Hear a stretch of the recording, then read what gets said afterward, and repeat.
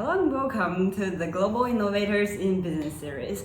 In this series, we interview leaders and innovators from different fields to share their advice and experience with undergraduate students to provide inspiration and motivation.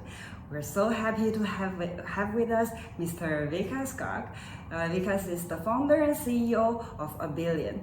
A Billion is a social media platform for vegan and vegetarian people. A Billion also aims to attract more people to live a sustainable and healthy lifestyle. So I'm very happy to have you with us here, Vikas. It's a pleasure to be here. Thank you for making the trip to come and interview me. Appreciate it. So the first question is, I know you started your career very early as a banker in Wall Street, and also you worked in the public sector in the US for 2 years. How did you plan your early career path, and what's the most important lesson you learned before building A Billion? So in my early career, I actually started working when I was really young. I grew up in New York City, and I always had this dream of working on Wall Street and becoming a hedge fund manager. And I read a lot of books about trading markets, and it was just all very exciting. And for an immigrant kid, that was always seemed like the fastest way to earn a living and make a buck and succeed, especially in a place like New York City. So I went headfirst into that career as really as a teenager, and never looked back, and went full forward with that sort of career path well into my 20s and my 30s. And within that, there were always a lot of opportunities for young people to take a lot of responsibility and be successful, especially if you were really willing to work very hard and you were very competitive. So it was a great place to be as an early sort of a youngster in my 20s. And I got to travel around the world, and it was fascinating. In my 30s, I really started to, I think, more about for myself, and started to really think, what did I want my life to be about? What did I want my career to be about? What did I want my work to be about? And that's when I really started to feel like there was a divide between my values and the things that I actually was really proud of in my life, and how little many of the things that I had to be really was very proud of in my life had to do with my career and my work. And I started to feel like, wow, could I bring my values and my purpose together with my work? Wouldn't that be really fantastic? And so I felt like in my early 30s, I was really searching for that. And I finally found that beginning in 2016 and 17. And that's about the time that I started A Billion. Yeah. What's the things that influence you to build A Billion? What kind of ideas or what kind of impact you want to bring through this company? And can you tell us more about the story of A Billion? So there's really two things at work, or maybe two or three things. One's very easy to understand. I grew up around the early days of technology businesses online. So think of platforms, companies like eBay and Etsy and Amazon. And so my dream was one day, wow, I want to build a platform. So I think that one is fairly easy to understand. The second one is when we moved to America, and growing up in India and then moving to America, one of the things that was a really big part of our values and our beliefs, and something that we actually we put into practice every single day. I almost say it's even better than being religious, because if you're religious, you go to church once a week, maybe, but when you're a vegetarian, you're living these values every single day with every meal, with everything you put in your body. And so from birth, I was very fortunate. My mom and dad raised me and my brother vegetarian. And that's something that was always kind of part of our DNA then. And then the third thing, which is a more recent thing, was social media. I had never used social media in my life, ever. And I never had a Facebook account or a Twitter account. But what happened in 2016 was this guy, Donald Trump, got elected president of the United States. And that was the first time I started looking at social media platforms, and I started thinking about, wow, look at how all of our private data is being used to spread misinformation, to even interfere with elections. If you remember going back to that time, there was a lot of news and evidence of these kinds of things. And I think fast forward now almost 10 years, 8, 9 years, it's just gotten worse. So that was actually for me the big catalyst that got me started thinking. I was always very proud to be American and to grow up as an immigrant in America and be afforded every opportunity. And I just really, obviously, the values of someone like Donald Trump were not congruent with my own. But beyond that, I really felt like, wow, I started to think, is there a better way could we redesign social media to actually create impact in the world? And could we use that as a lever to build a platform and build something that actually made the world a better place and fundamentally helped people? So that was the beginnings of A Billion, was actually in the beginning of 2017, when I was really tackling these issues in my head. And I said, hey, you know what? I really feel like nobody else is doing anything about this. I want to try to do something about this by building a different kind of product in the social media world. So that was how we first got started with A Billion in the beginning of 2017.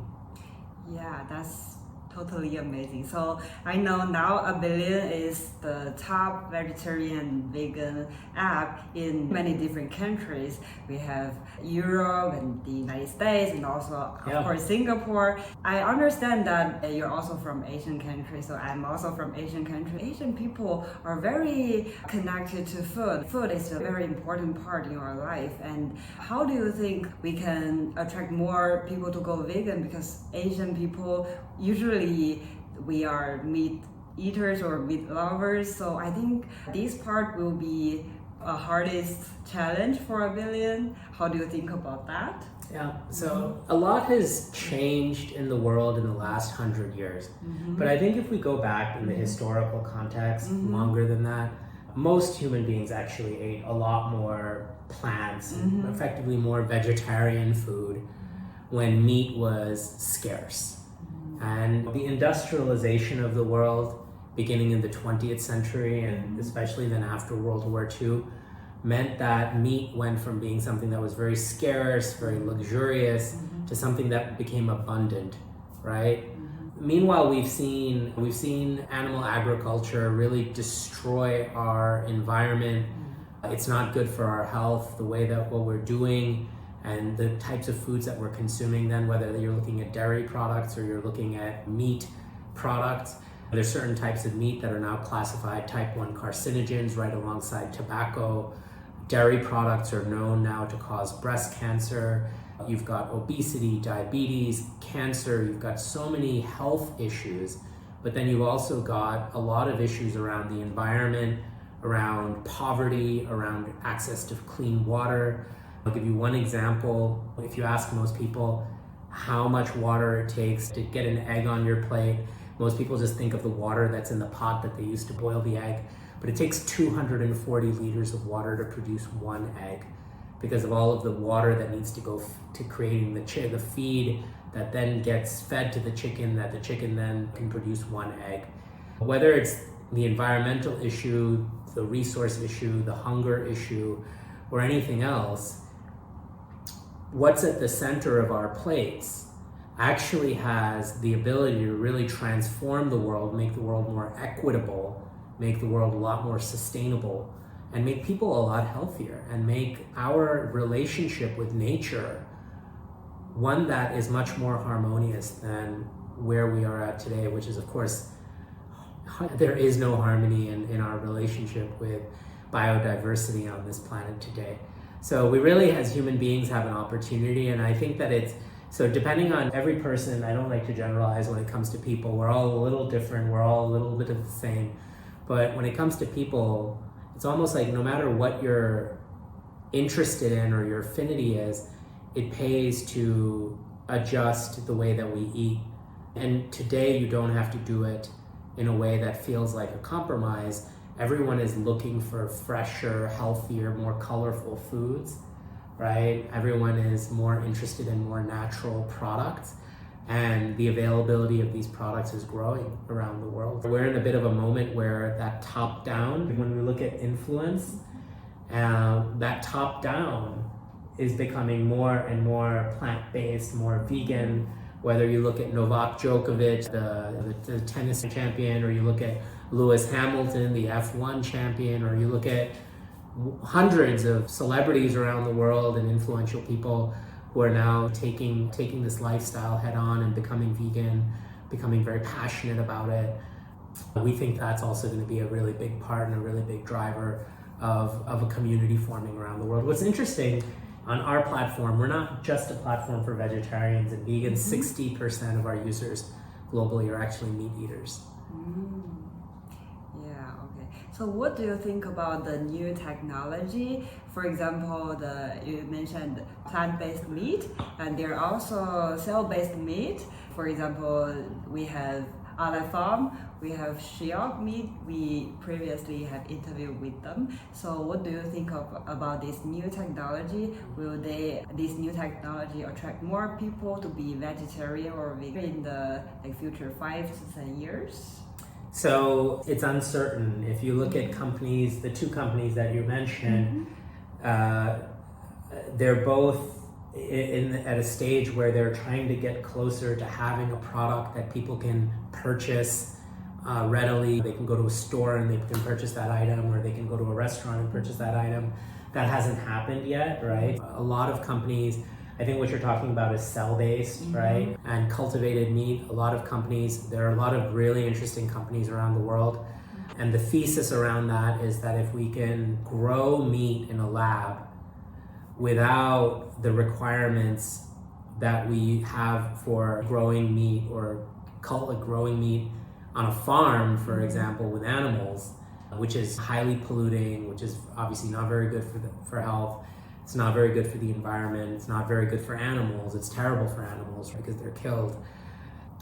If we can do that without the animal, without the land, without the water, and we could do it in a much more environmentally sustainable way while giving people all of the pleasure and nutrition that they get or they think that they're getting from meat, then that would be a really good idea. So there's a lot of companies that are trying to do this. Ultimately, I think that the challenge here, what we don't know yet, is in life you can always create anything, right? But what is the consumer perception going to be around that? And ultimately, what is the consumer adoption going to be like? And adoption, part of it is people's perception and interest and desire. Is this something that they really believe is, on par with what they want? And so if somebody wants a steak from a cow, is this going to replicate that experience for them? And then at what level? You can get a steak for $10 at fast casual restaurant. You can get a steak for $250 that's been whatever, the cow has been massaged and is raised on a farm in Japan or something like that, right? And I don't know the details. I've never actually eaten meat in my whole life, but you can do a lot, right? And so that's also a question. And how do consumers really feel, whether it's necessary or not? And then of course, cost is going to be a huge function.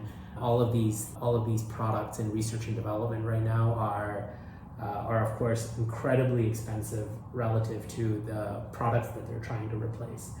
So if the cost can be brought down, this is something that a lot of people have been working on for a long time now, for maybe 10, 15 years. And it's exciting to see the developments. I hope that there's more products for people to try so we can get to that next stage of consumer figuring out whether consumers will really want but will really buy these products. We just don't know. We don't know yet. It's too early. Yeah, it's still too early. The good news is, on a platform like ours, on a billion, there's 29,000 plant-based meat products, and they're reviewed, and many of them are reviewed amazingly well. Some people really love these products, and they think that these products are there already in terms of delivering on taste and quality, and the like for it tastes and feels just like beef or pork or even seafood products. While we can see, eventually maybe something will happen with cultivated meat, there is a massive industry globally that has already been created around plant-based meat. I mentioned there's 1,000 products around the world on our platform just in that category. So there's definitely a lot of options for people who say, hey, okay, I want to reduce my meat consumption. And I feel like I still want and crave those things. So maybe I'll replace them with these plant-based alternatives. So the next question is, A Billion now is not a non-profit organization. It's still a company that pursues profitability. At the beginning, when you want to found this company, how do you choose to make it non-profit or profit? That's an interesting question. We do. So we often get the question, are we a non-profit? And the reason for that is because we do a lot of good. We are a for-profit, we're a corporation that's been set up in the United States.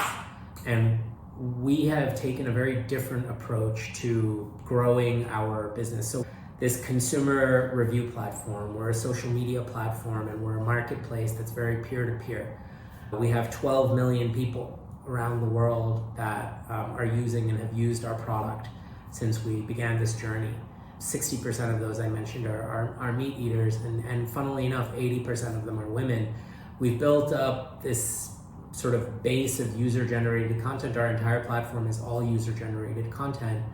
And in order to build that and grow that and get people to come on board and sign up and start posting content, what I wanted to do was really show people that this simple act of choosing better in terms of what you eat or the kinds of products that you buy, whether it's beauty products or fashion, clothing, food, we have 200 categories of different kinds of products on our platform, that makes an impact in the world. This simple idea of when you go out to dinner today, choosing what's on your plate and making that something vegan, that has an impact on the natural world, right? And so how do you make that thread more apparent for people? For somebody who's sitting in a city who may have never even seen a chicken in their entire life, an actual chicken or an actual cow, how do you make that connection for people, right? And so what we did is we created this, in our app, we created this gamification that rewards users with credits. When they consume something that's better, that's more sustainable, that's vegan, we actually back that up with a token, with a credit that they can then apply. So they earn money to donate to one of 60, 70 nonprofits around the world. We support a lot of animal welfare causes, environmental causes. We support some humanitarian causes, education causes, reforestation causes, marine life, conservation groups around the world. And we're really proud to have put this coalition of around 60, 70 organizations worldwide together, going from Argentina to South Africa to Germany to Brazil to US to Mexico to parts of Southeast Asia, Singapore, Hong Kong, China, Australia. We've built this amazing global platform, and our community through this gamification is incredibly altruistic. So we built this beautiful altruistic community of people who are on a billion, who really want to help and change the world. And so for that reason, people think we're a nonprofit. We've donated $3 million. I think of that as a better way to think about marketing. If we had just spent that money on Facebook ads or Google ads, we probably wouldn't have gotten to where we are today or be sitting here today having this interview. But what we did is we created that amazing gamification in our product. We have amassed this great base of user-generated content that then helps people around the world make better choices. And then we're able to build a business around that. And then at the same time, that does a lot of good. It helps other people be more vegan, experience a more sustainable lifestyle. Many people are not even on our platform for food. They're checking out like a cruelty-free beauty brand, but it helps people make better choices for the planet. And then at the same time, it helps all these amazing organizations. But we are very much a for-profit corporation. Yeah. As a startup, how do you think the startup ecosystem currently in Singapore compared with, for example, in the US or in the other places in the world?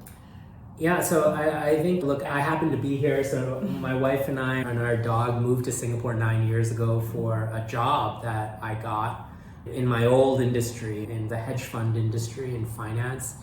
And so then when I decided about just over 2 years into that I wanted to do this and I wanted to create a company doing all of these things, I felt, okay, you know what, super early stage startup, 99% chance of failure. And so it doesn't really matter where I started to do the initial legwork. And we're here already and our family loves being here. We're only a couple of years into this move, so we got to let it play out.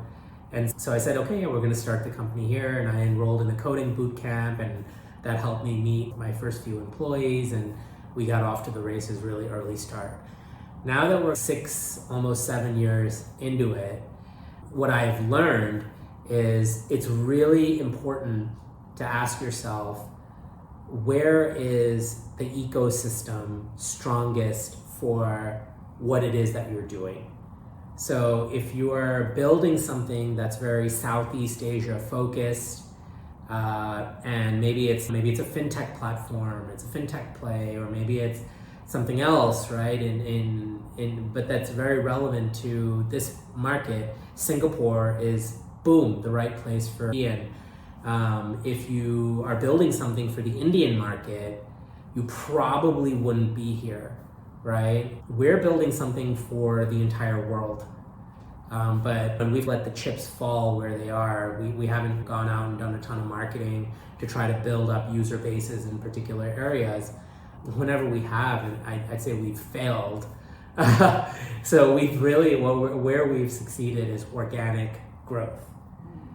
And so by virtue of that, 30% of our user base is in North America, right? Another 15% or so is in South America. Then 30% of our user base is in Europe. That right there, 75% of our user base is not in this part of the world. And then when I look at a few other markets, it's really like 85%, 90% of our user base is not in this part of the world.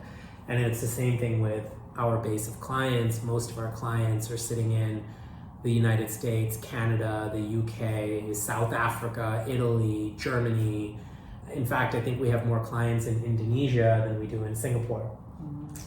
I think, having gone into it, now if I had to say, hey, okay, where's the best place for, let's say, our company to be based for the next 5 years? It's definitely a conversation that's something that I think about a lot these days, because we've gotten to a certain stage, and now it's, where are we going to get a combination of talent?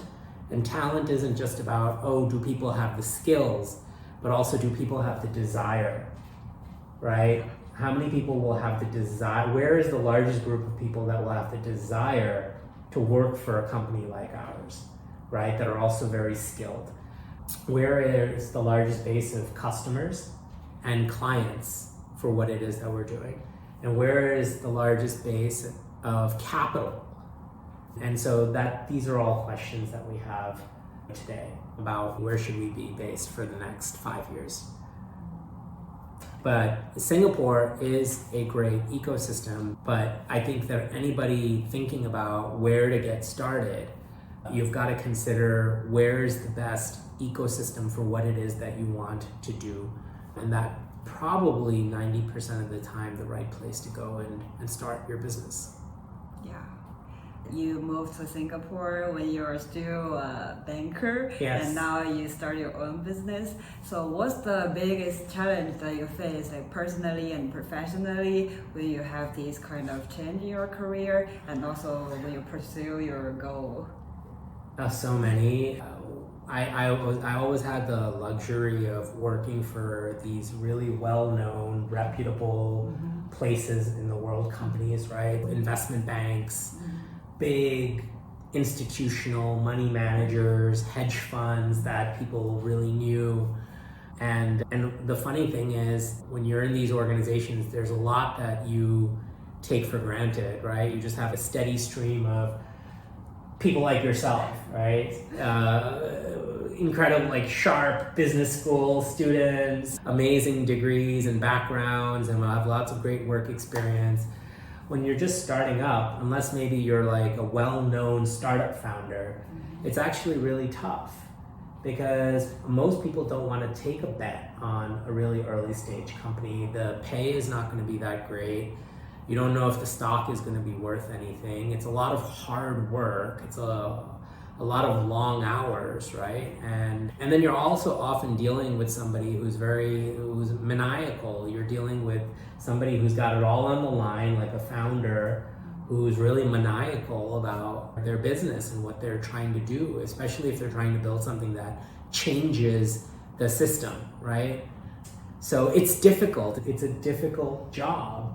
And I think that's one of the biggest challenges when you're moving from like an established company to starting out something on your own, or you're moving from having that kind of very supportive environment where you have very sharp, talented people around you, and then when you start up in the beginning, you've really got to be very scrappy and figure out how do you get this from 0 to the next stage and go from there. So you don't have all the resources in the world, which is great because you actually realize how little most of that stuff matters, right? You don't have a lot of capital necessarily. Most people don't when they start businesses. And then it's just hard, right? When you're a nobody, less people will take a chance on your service, right? Especially on the client side or anything. We're able to deliver much better value for our customers than Google or Facebook. But we're still the new kid on the block, and everybody who's sitting inside of a company doing marketing has been trained on those other platforms. So you're fighting the incumbent wherever you go. And then when you're building a business, you're building different things, right? You're building a product, and you're building how to sell that product and all these other things. And so you're always chasing product market fit around different things. And then finally, the other big challenge is managing people.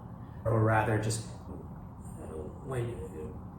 as a founder, you've got so much emotional, like you're all in, right? The thing is your whole life.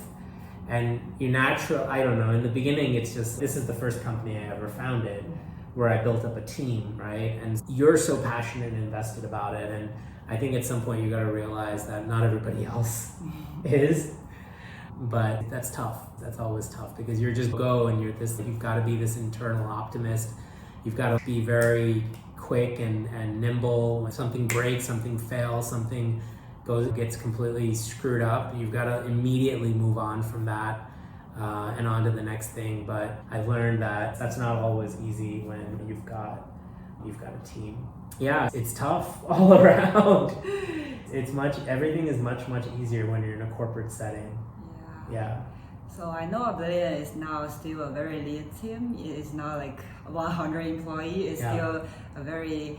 We're just 10 people. Yeah. How do you choose the correct talent when you like search for all those like young new graduates, or do you have some suggestions for young professionals if they want to build their impact through their career? Yeah, some of our best people. So I started working when I was really young, 13, 14 years old. And I used to I would go out there and put myself out there and get all these internships. I would tell guys, I go for interviews and I tell them that, hey, just give me 2 subway tokens so I could get here and go home at the end of the day, and a couple of slices of pizza or something, and I'm happy, and I'd come work for them for free. And that education in the work environment when I was a kid was so much more valuable to me than the actual education that I paid for, like college and all of that. I don't think that college was totally useless in many ways. And it helped me learn how to be my own person because you're not living with your parents anymore, but I'm not sure that the education was actually worth anything.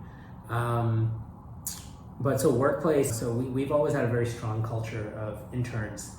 And I'd say that we've probably had over 150 maybe high school, secondary school, college, and advanced degree interns working for the company over the years. So every year we have between maybe 10, 15, or some years we've even had 20 or so interns. across engineering, data science, data engineering, marketing, PR, etc. Anywhere where somebody has a passion. And many of those people have come and eventually joined the company in some other capacity, either as a full-time investor. Some of them have actually become investors in the company. We have, in one case, we have a high school student, a secondary school student, who went to my high school in New York City in Manhattan. And I'm so proud of her. She's in her second semester now of her freshman year at Harvard. And she's also, I count her now as an investor. Wow. in a billion. I'm very proud to have that responsibility. And yeah, and we've had some of our best full-time people, because college students, it's so pure. You're getting a person at an age where they still have an ideology. They haven't been broken by the man.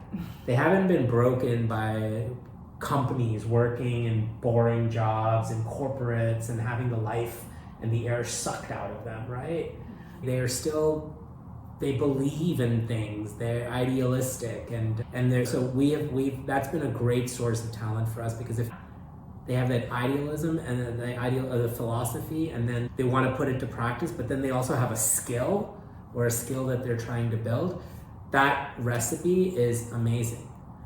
Fast forward, we found that some of the most ineffective people are people who come from companies and corporations who are thought leaders, but they need a lot of people to do things for them. That's hard in a startup environment. Or they're there for opinions and whatnot, but they're not actually looking at the data. They're not actually really working in the pits, trying to get the next thing and the next thing and the next thing done. And that's challenging. So I think that the sweet spot for us are people who are young, in their 20s, who are very good at something. It could be like, let's say, software engineering, and they really want to develop that into something that that they're also very passionate about. Ideally, they also align with our values. We have had a lot of people come and go out of the company who like the idea of what a billion was about, but they could never completely really get into it. It was almost like they were being held back. Maybe it was by themselves, by their friends, by like their social environment, but they could just never really fully get there. And I find that having that value alignment means that you've got somebody who's really gonna try to do their best and go through all the crap that you have to working in a startup in order to make this successful, because they care about the mission, because it's actually the same mission as their mission in life, or something that they really care about in life. Yeah. We have interviewed lots of successful entrepreneurs, and many of them actually start their career in big companies like you, but they start to build their own company after they in the, for example, finance industry for 10 or 15 years. Do you think for a young professional it's better to start with a big name company, or they can deep dive into the startup environment directly? You can go either way. If you go and you work for a big company, you might end up doing really well.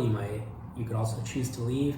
If you're gonna go work for a big company, I would try to go make sure that you go and you figure out who are you gonna be working for, who's the person that you are gonna be working for, and you interview that person the same way that they would be interviewing you. That you really make sure that the person you are gonna spend the most amount of time with in that company is somebody who's really exceptional. If that's possible, if you can do, that's one. If you're interested in creating your own company, if your goal in life is, hey, I want to start my own business, my advice would be just go and do that right now. Just do it now. If you're 21 years old, start a business.